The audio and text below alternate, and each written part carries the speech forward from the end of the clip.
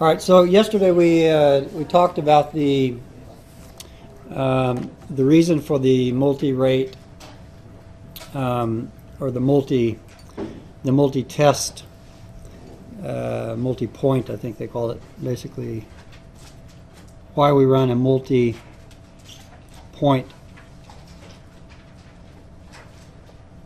well test for gas wells.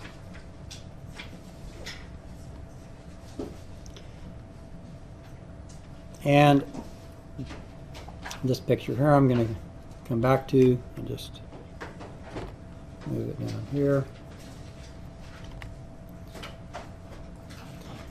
And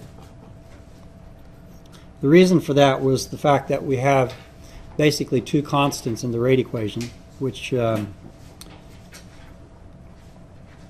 we can again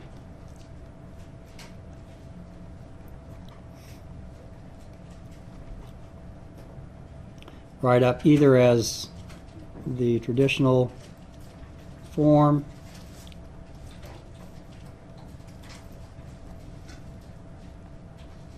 and we have this extra Forsheimer term, the velocity squared term, or this is our total skin,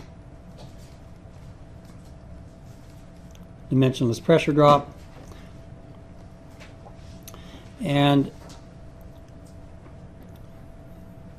it's a bit unusual to write the equation with the variable you're interested in, Qg, as a function of bottom hole flowing pressure, Qg being both on the left and right hand side. But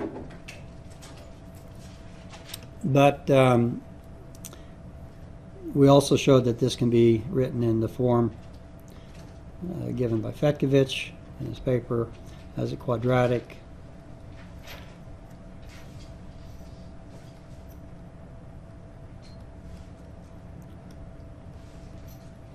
something like that, or he actually writes it as the pressure drop being equal to the BQ squared plus AQ term.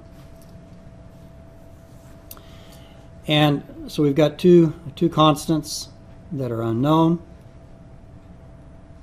in any given new well. Both constants can be important, generally are, for high rate gas wells. The B, which is related to, well, the B is obviously related to the D. By definition, I'm not going to rewrite the equations for A and B, but which is related to the beta term in the Forsheimer equation. That term is important when a significant part of the reservoir around the wellbore, particularly, experiences this high velocity flow effect. Okay? So it doesn't happen, I mean, you don't have these high enough velocities far, far away. I mean, basically velocity, we found out this was, let's see here, that was divided by viscosity, I think. It was rho, velocity, and diameter of the grain or the pore. And basically when this is greater than approximately 1, you can get this, then this leads to the B term being important. Okay? If it's much less than, well, velocity of gas is inversely proportional with radius for a cylindrical geometry. Okay? So it's highest 10 centimeters away from the center of the well. Okay? At the wellbore it's 10 centimeters. And at 1 meter, you're now an order of magnitude lower velocity. 10 meters, it's 2 orders of magnitude lower velocity. Okay? So it's clear that between here and the windows, the velocity goes down 2 orders of magnitude, so the velocity is highest right here and maybe to the front row, and then it's still maybe a bit high, but it's an order of magnitude higher out of ways, and then by the time we hit the wall, it's 2 orders of magnitudes lower. So this is mainly an effect that's near the well, and mainly an effect where you have a cylindrical well. In other words, where you just drill a hole, vertical or horizontal, doesn't matter. In both cases, you have radial flow into the wellbore, right? Okay? So it's most important for radial flow near the wellbore. But even though it's only occurring between here and halfway out to you guys, the magnitude can be substantial. Okay? So even though it's a local effect, the dq term can be on the order of magnitude anywhere from 1 to 100. Okay? And remember, a magnitude of 10 reduces the well rate by a factor of 2. You got to have 2 wells instead of 1. So it's a lot of money. Okay? Because this term here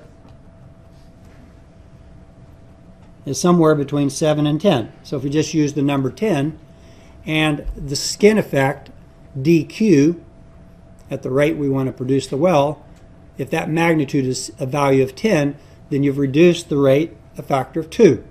A factor of 2 is a big deal in rate. It's like salary. Just think of salary. Okay?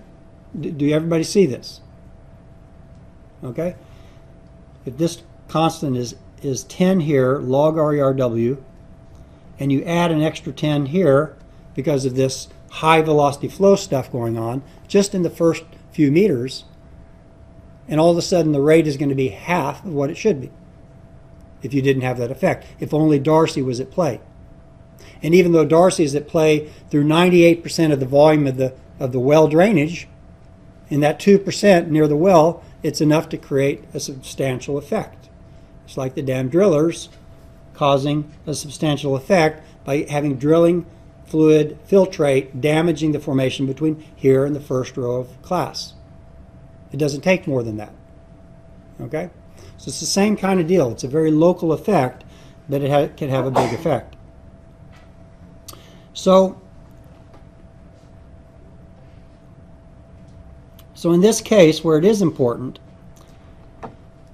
it's radial flow near the wellbore, but you generally need rates that are what I'm going to call high. I mean, you can calculate it from the Reynolds number. Okay, but in general, you need relatively high permeability to get the kind of velocities in the first 10 meters that cause this substantial effect. Okay? But you need, and I'm just going to call it high, and if you ever work with me, you'll realize that I don't allow that to be used, high, big, small, okay? Because what does it mean by high? Well, high gas rates to achieve that. Okay, if you're producing through just 1 meter section, you don't need such a big gas rate. You can get very big velocities. Remember, the velocity is equal to the gas rate, and then you've got the BG factor here times BG, but you can leave that out, divided by the area perpendicular to flow. Okay, and that's 2 pi r. H. 2 pi r h. So if the h is 1,000 feet, okay, then it may take really big rates to get the velocities you need. But if the perforation that if you're producing only through 1 meter, okay, then you see to reach a certain velocity where this kicks in, where this thing kicks in here, so that the thickness is also there. But I'm saying for an average thickness, 100 feet, 200 feet, 50 feet. Most reservoirs are like that. Okay, 50 to a couple hundred feet thick. For those reservoirs, what you mean by high is typically, in my units, I'll give you, let's say 5 to 50, and maybe, of course, even larger, million standard cubic feet per day. That's equivalent to about 0.1 1 to 1, 10 to the 6th standard cubic meters per day. Okay. 1 million cubic meters per day is 35 million cubic feet per day. Okay, most North Sea fields here in Norway, they produce at least 1 million cubic meters per day. Maybe 2, maybe 3. I mean, they're big wells, generally. It's very high rates. But, so that would be maybe 1 or 2. So you definitely would expect this to be going on. But if you've got much lower rate, if it's less than 5 million cubic feet per day and let's say 50 feet thick, you're probably, when you go through all the calculations here, you'll find that you're less than 1, even 1 meter away. Okay? This is the design equation. This quantifies what I mean by high rate. If you don't know what Curtis means by high rate, you convert rate to velocity at a 1 meter distance, or 50 centimeter distance, and you calculate the Reynolds number. And if within the first meter there's no RE greater than 1, then it probably is not an effect. So I can define high by this Reynolds number. But I'm just giving you rule of thumb numbers. That if you've got this little well in Podunk, Oklahoma, and it's making 500.5 million cubic feet per day, it's a lot of money for a little guy, but it's not enough to create anxiety for Darcy. Okay, we don't need Forsheimer, so there is no DQ term. And one of the things that's in this paper, and most people don't quite catch, is the fact that this non-Darcy effect, the BQ term, is something that's limited to high permeability, high rate wells. Fetkovich talks about high permeability. What he's really talking about is high rate wells. Okay? And what we're really talking about is wells that experience this condition within about 1 meter. You don't need more than a meter of this stuff going on to get a significant effect. Okay? Certainly within the first 10 meters. So the problem is we don't necessarily know if our new well falls in this category. Okay? So the government regulations, the industry has then decided that in order to establish whether or not we have this effect, we have to run a multi-point test. Okay? And that's what we talked about here yesterday. Now, when we do that test, and we talked about this normal isochronal test as being the standard, that's the best you can do. That's a test that basically you have 4 chokes. You've got choke 1. This is gas rate versus time. You can't see the scale. This is bottom hole flowing pressure versus time. Okay, it's much better than my sketch. But what you see during choke 1, choke 2, choke 3, and choke 4 is that you get this rate transient, you get a pressure transient. Okay, you let the well shut in long enough that you come back to a stabilized estimate of the average volumetric pressure. Now I said that probably these should all be equal where it comes back to. That really depends on how large the reservoir is, how big a volume it's draining. Okay, so it's shown here these are going to be approximately equal. They may show a little bit of depletion. Okay, of course you're depleting it, but whether it's measurable, these will be similar average pressures. But the point is that you want to let it shut in long enough that the pressure is basically stabilized to a constant value. Okay, and that's from these shut-in periods. Now,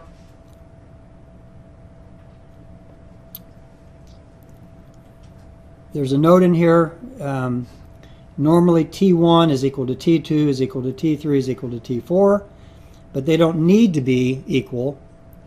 If they're not equal, then you simply have to choose the rate and the pressure at a common smallest time. So that would be, well, in this case they all look like they're the same time. So you would pick this rate and this pressure, this rate and this pressure, and likewise here, and here, and this rate, and this pressure. Okay? That's if the T1, T2, T3 are 4 are the same. We could have also picked, if we use the same time, we could have picked that and that, that and that, that and that, that and that. Okay? As long as that production time for each flow test is the same. And we should end up with more or less the same analysis. That PI constant, the KH over the A and the B would be the same.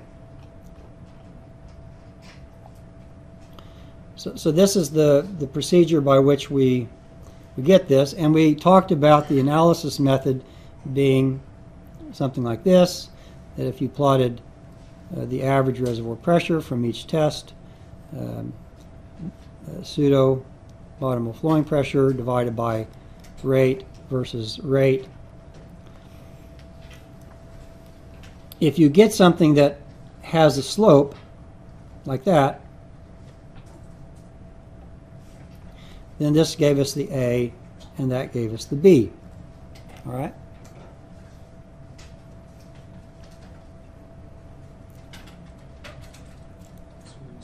Yeah. In this chart,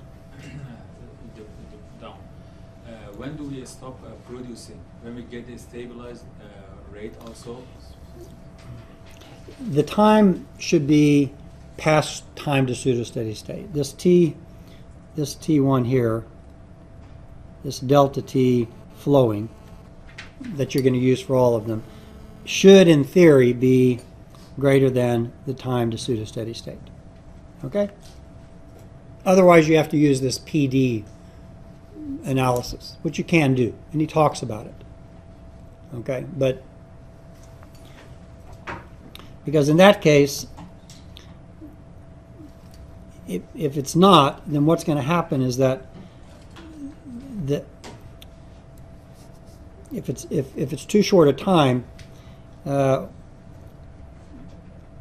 what you'll show is that this might be, okay, I'm going to add a bunch of things. If we would have taken the time period as 1 hour and the time to pseudo-steady state was 6 hours, okay, something like that, then the 1 hour test, if we would have taken it like right here at 1 hour, when you've got these, this is infinite, it's still infinite acting, okay, then what you would find is that you'd find data that fell here like that.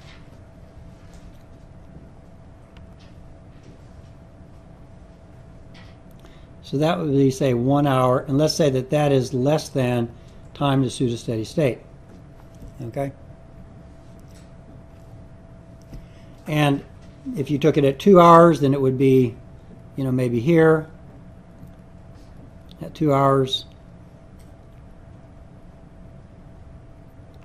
and so forth. But then if this was, you know, 4 hours time to pseudo-steady state, and this was 8 hours, then it should stabilize along a curve finally. Okay? It should, ultimately, this is our constant pseudo-steady state equation or performance. Okay? If we stop the well, the intercept or the A is going to be different.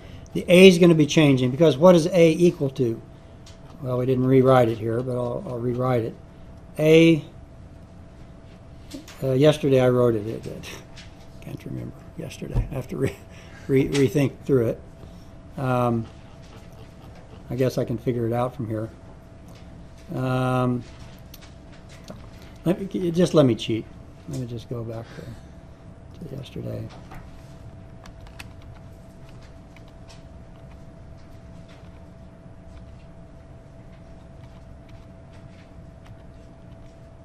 I lost it. Somewhere, I thought we wrote it. A, there it is. T over KH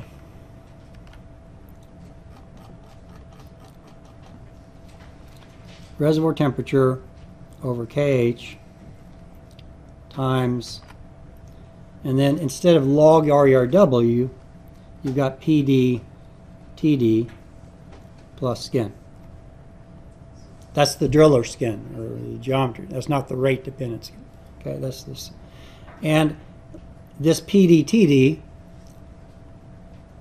can be written, at least if it's radial flow, if you've gotten out of the linear flow, out of the transition flow, and into the radial flow, this is a half log TD plus 0.809. So that's that function. So you would expect the A to be a function of time. But that's only until you reach the boundary. Once you reach the boundary, then you basically get an A pseudo-steady state term.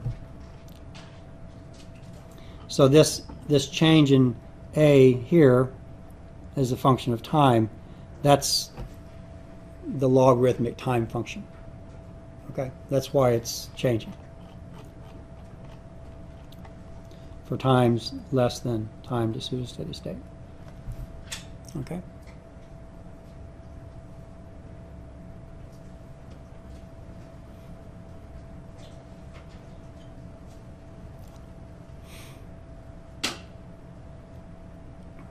B is going to be B. Now,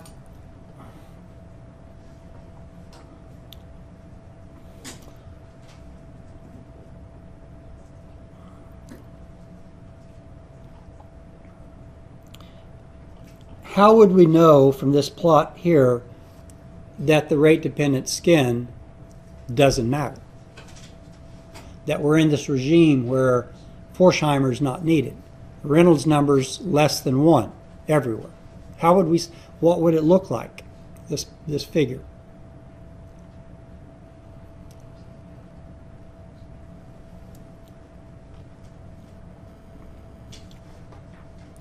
Well,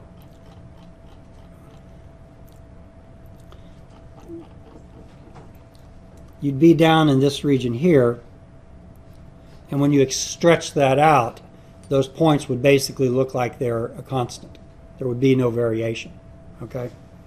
So it's hard to see because it is a continuous function, but effectively, if B, Q, G is much less than A, Q, all right? There are many wells like that now in the world, but okay, so that Darcy is all you need.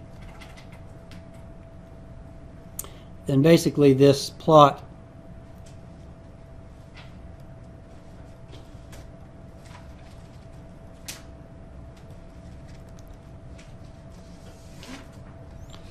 for the range of rates that you plot would essentially look like a straight line. A flat horizontal line. Okay? Where, of course, this is A. Okay? That's what it would look like.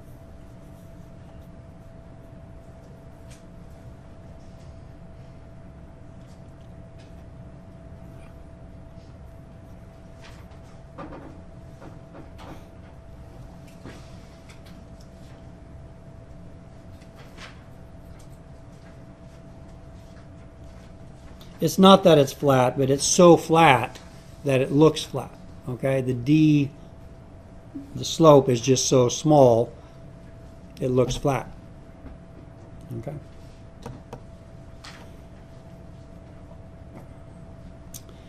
Okay, so now I'm going to talk about, instead of using this methodology, this analysis, delta pseudopressure over rate versus rate, we're going to look at an alternative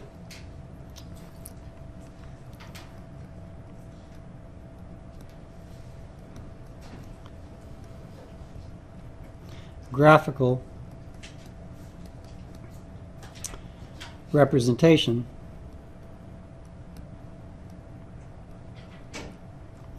of the so-called inflow performance relationship. or as what Fetkovich calls it, I think, is the reservoir back pressure equation. Okay, I'm not sure if he calls it that, but sometimes I'll just call it the IPR. An alternative graphical representation. We've got two so far. We've got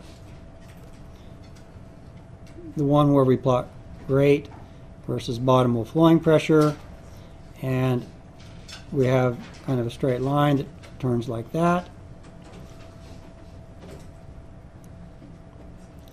Average reservoir pressure, not pseudo pressure, but pressure. And because we're using pressure, not pseudo pressure, this is what we had the curvature just because of the PVT effect. If you also have, so this is, let's just make this.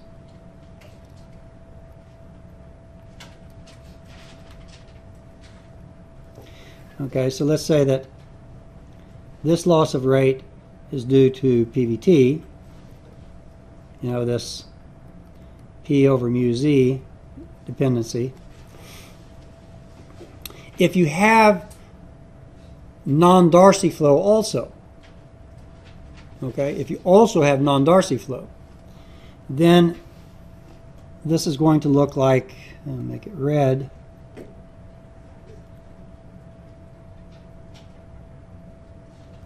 It's going to look like that. And this part of loss, that's due to the DQ effect, the high velocity flow, the non-Darcy, whatever you want to call it. Okay, so we're losing rate because of PVT effects, we're losing rate because of the DQ effect, and all of a sudden you see that this is, you know, it depends how big that effect is, it's definitely going to move it to the left. So this is one representation of the IPR.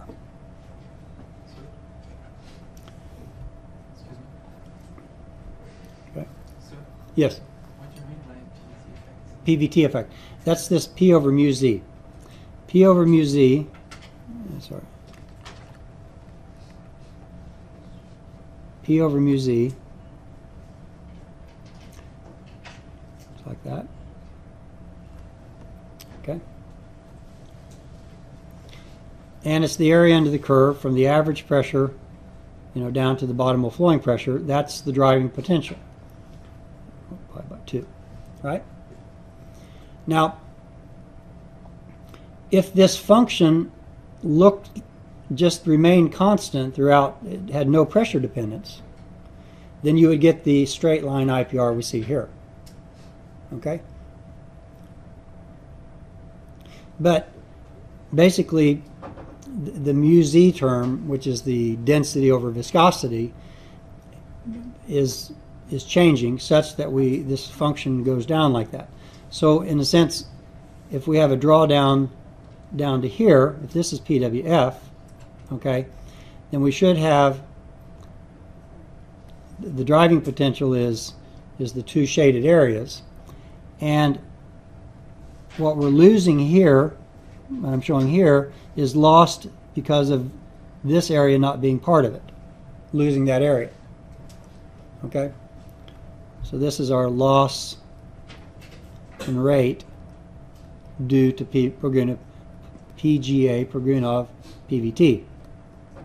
Okay, PGA, that's another term for you non-Norwegians. The Norwegians don't have to worry about that. Progunov means because of. Okay, so the fact that this turns around and goes down linearly, that's all this loss in rate is due to that continued loss of this here. We're not getting that rate from that area.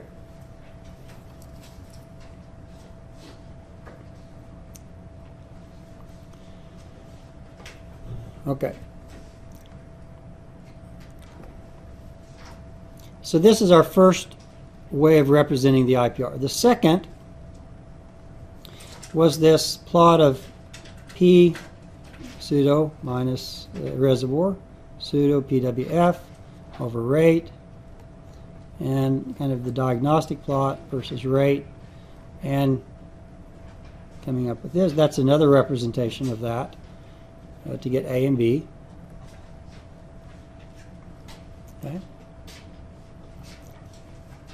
And now we're going to talk about the third, which is what Fetkovich and the entire industry used.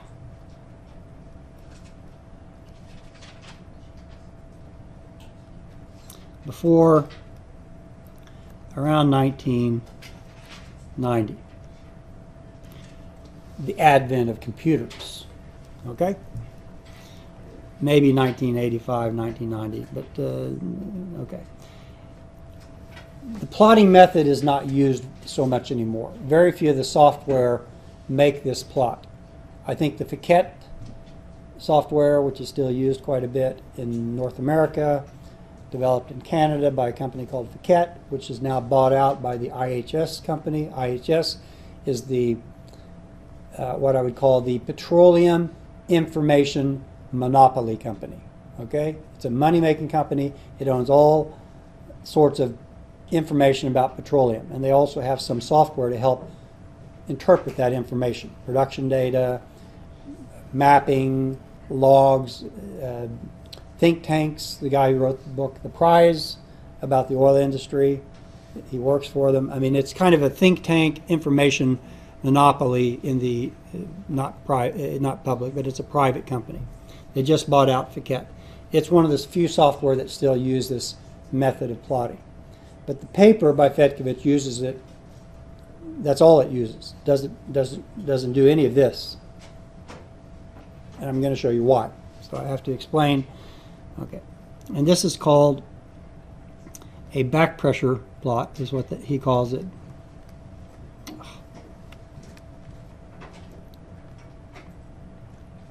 I'm using a new pen here.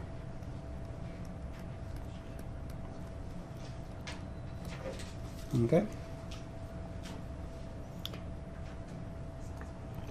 And again, this came out of it started being used already. It dates back from probably the 1930s, but I think it was the 1940s.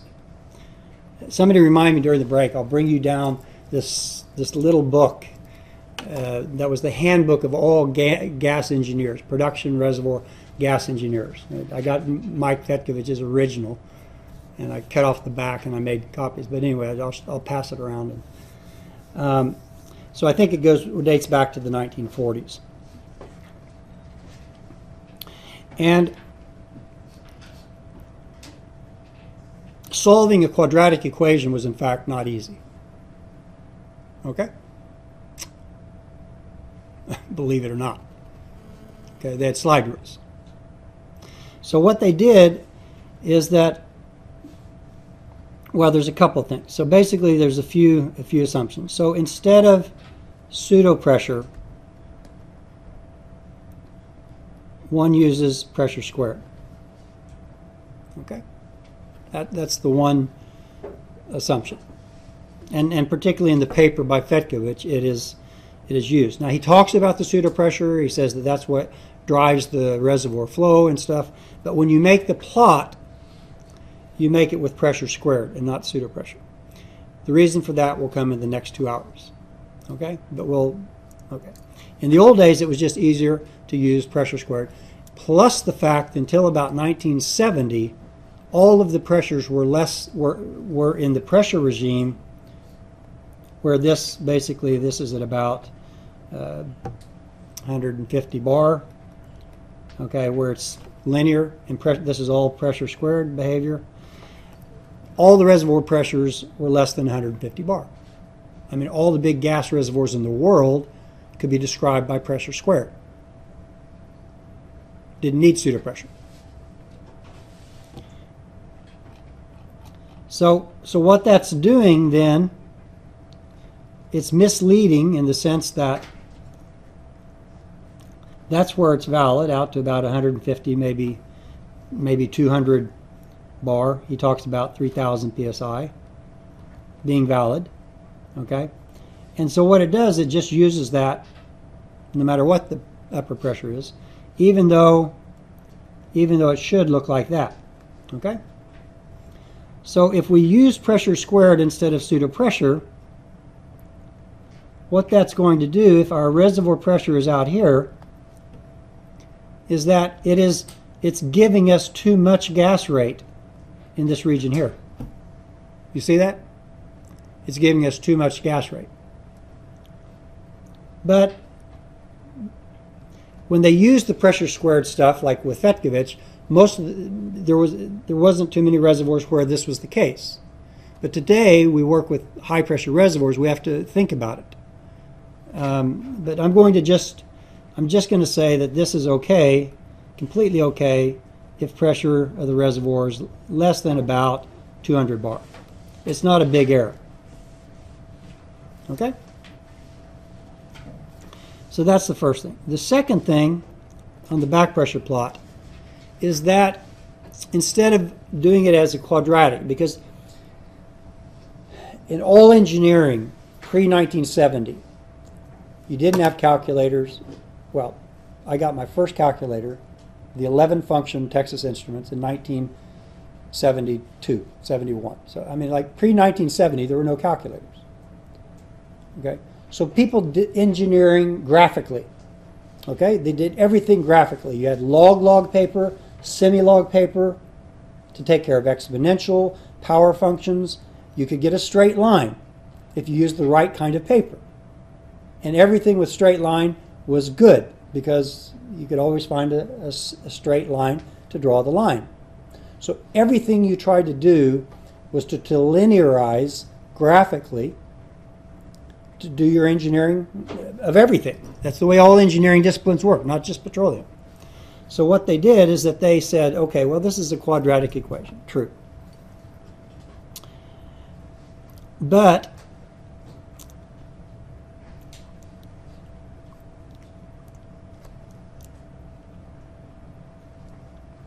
if you plot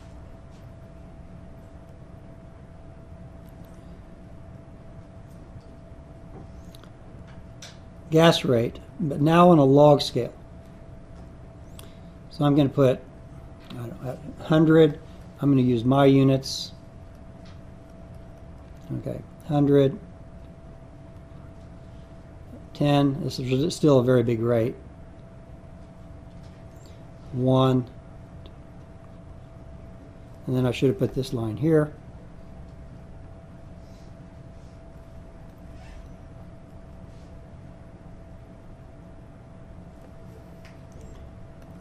.1. Now, a well making 0.1 million cubic feet per day gives you about 100 MCF. That's times about $3.5, $4 today in the United States. That's $400 a day. You can consider $400 a day a little, too little to worry about, or okay. If you own the whole well as a person, it's not bad money. Okay, but if it's a big company like ExxonMobil, you start getting ready to sell that well because $400 a day revenue is not enough. You got to pay $200, well, maybe $2,000 a month to get the guy to walk around. So this is, in this region here, we start selling, abandoning, shutting in gas wells.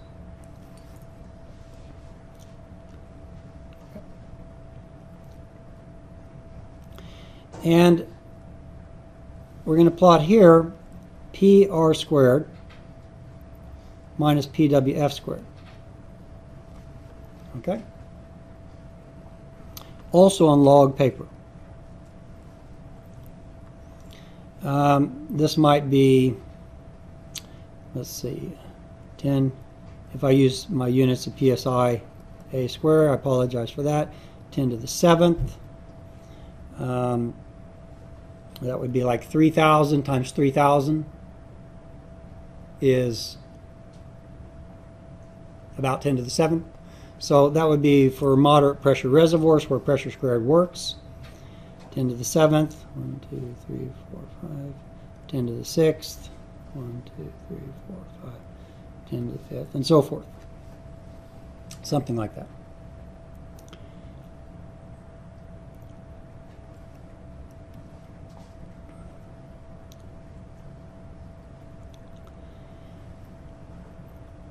Okay, so the plot is delta pressure squared versus gas rate on a log-log plot. So let's just look at the case where we have Darcy only. Okay? And basically QG is equal to KH, reservoir temperature, log RERW, plus, I'm going to drop the 3/4 if you allow me. Okay, plus skin. Okay? There is no D term, DQ term. This times PR squared minus PWF squared. Okay?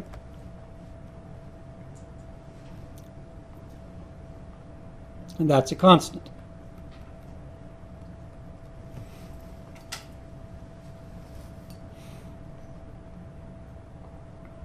So what would that look like on a log-log plot?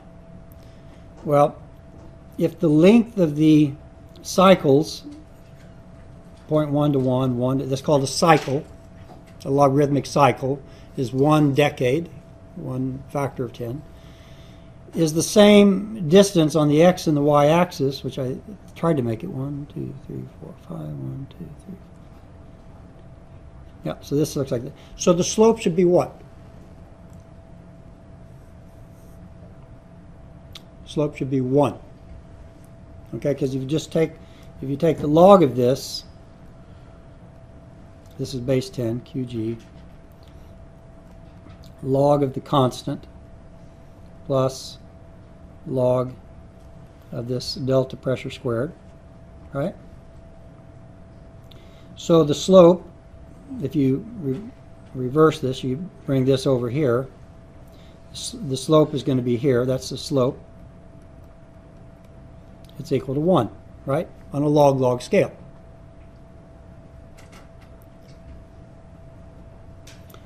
Delta pressure squared y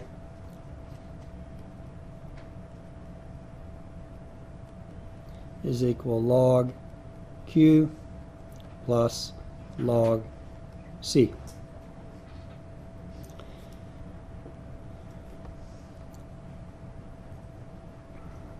I'm going to try to do this.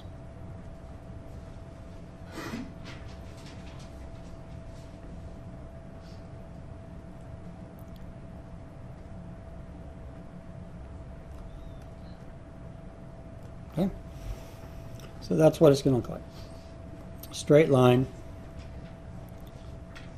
slope of 1. And because the size of each decade is the same on the x and y, the angle is 45 degrees. Okay?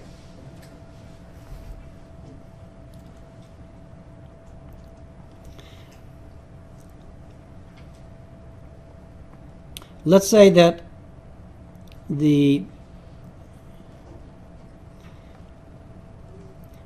average reservoir pressure is around 3,000 psi, or something like that. So that this line that I draw here represents PWF 0. Okay? That means that this line represents PR squared. Okay? For PWF 0, that's this absolute open flow potential right there. Q max, right?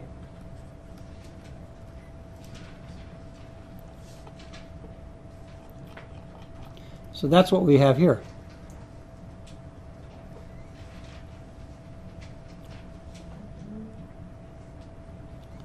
Absolute open flow potential, QG max. So today we put a kind of a something like that. You'll see that on Fetkovich's plots. That is today's, with the current reservoir pressure, today's absolute open flow potential.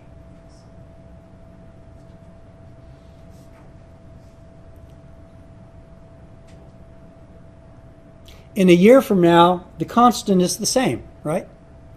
In a year from now, the constant is the same. What has changed? The average reservoir pressure, right? After a year. It's not 3,000 psi anymore, it's 2,500. 2,500 squared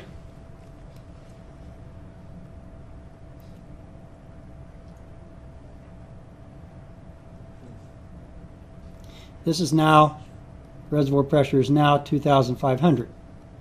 And that line there represents 2,500 squared. Okay? PWF 0. This gives the maximum rate after 1 year of production. 1 year later. Okay? But we have the same figure. We have one line. Right? It's still on the same line. But up here, if we're going to plot that, we would have had to plot it like this.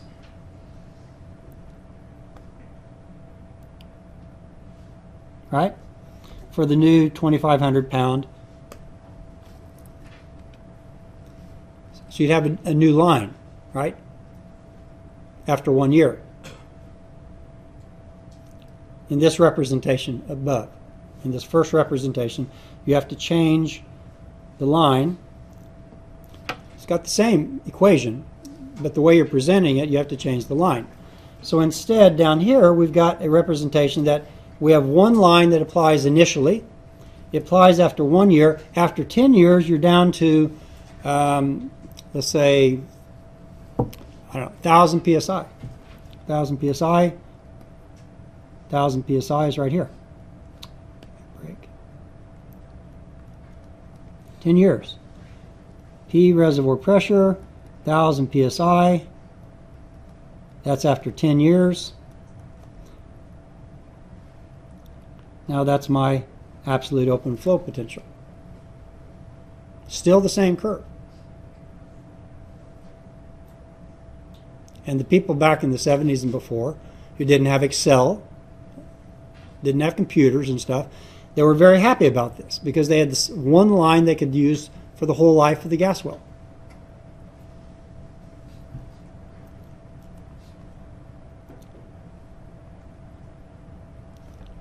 Time 0, time 1 year, time 10 years, and that same curve. All you had to do is find out at a given time what's the average pressure, and you could figure out what part of the curve was applicable. At 10 years, I can't use this part of the curve up here, right? I can only use the curve down in here. Okay.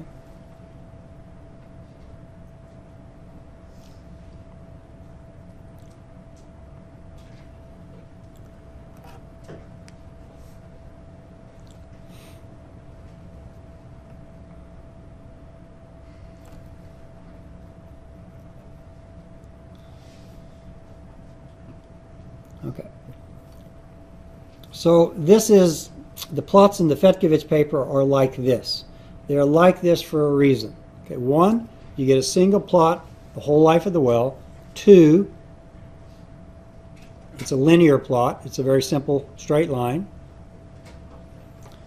And 3, you don't need a calculator to use it. Okay? If I want to know at 10 years, when the reservoir pressure is 1,000 psi, what rate will I get if the flowing bottom hole pressure is 500 psi? Then I calculate delta pressure squared is equal to 1,000 squared minus 500 squared, and that gives me, I don't know what, a number, and basically it's right here. That's the number. Okay? You go in with that number there. Okay, and you go down here,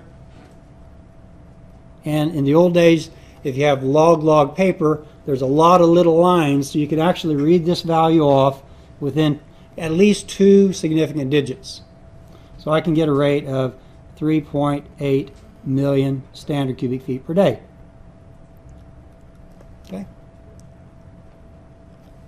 I draw the line once and I'm done.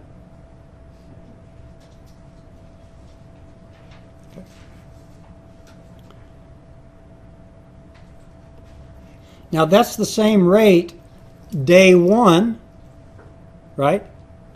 If we take the 3,000 psi initial pressure, and to get down here you have to have a bottom hole flowing pressure of like 2,700 pounds, just a very small drawdown.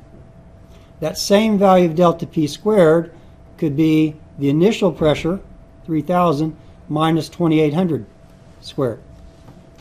Okay? That same rate, 3.8 million.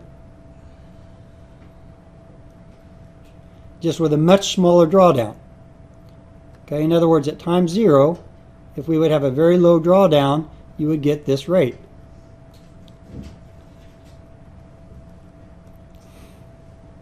So you can do the whole engineering of a gas well from cradle to, what do you call it, cradle to 6 feet under, okay, to the end.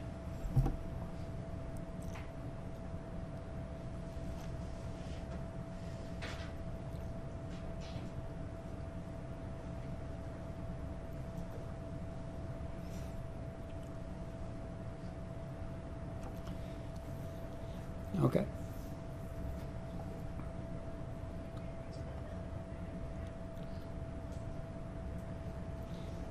And what's the constant C? Well, the constant C is here because you basically go in where log delta P squared, equation, where log QG, where QG is 1, whatever unit you use, 1. In this case, it's MCF per day, where it's 1. That's our C. Okay. For this set of units. Graphically, you can read off the value of C.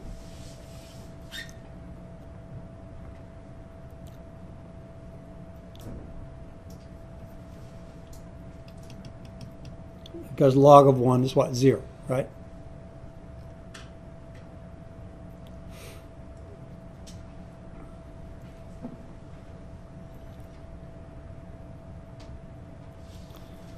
Okay.